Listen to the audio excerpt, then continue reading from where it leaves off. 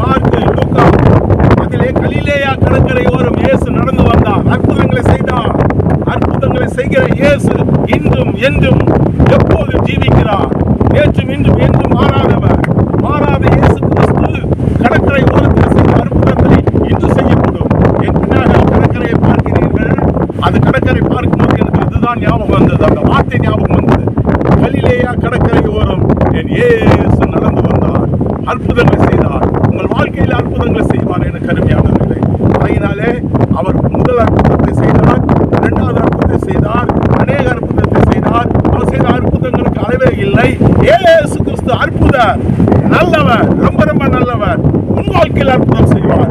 அதை ஒரு தீர்க்கதரிசனமாக எடுத்துக் கொள்ளுங்கள். உங்களுடைய ஃபைனான்ஸில் அற்புதம் செய்வார், உங்களுடைய வேலை ஸ்தலத்தில் அற்புதம் செய்வார், உங்களுடைய ஊழியத்தில் அற்புதம் செய்வார், உங்கள் சபையில் அற்புதம் செய்வார், உங்கள் குடும்பத்தில் அற்புதம் செய்வார், உங்கள் பிள்ளைகள் மீது அற்புதம் செய்வார். அற்புதர், அற்புதர், அற்புதர். அந்த அற்புதர் உங்களுக்கு என்ன சொல்லுகிறார்? நான் உங்களுக்கு அற்புதம் செய்வேன். மீகா 7:15. இன்று உங்கள் வாழ்க்கையில் அற்புதம் செய்வார். எகிப்தில் நடந்தது போல் அற்புதம் நடக்கும். இயேசு கிறிஸ்து அந்த சிவந்த சமுத்திரத்தை 2 பிளந்தார் அல்லவா? சமுத்திரத்தின் மீது நடந்து அற்புதத்தை நிரூபித்தார். அதே இயேசு கிறிஸ்து உங்கள் வாழ்க்கையில் அற்புதம் செய்வார். God bless you.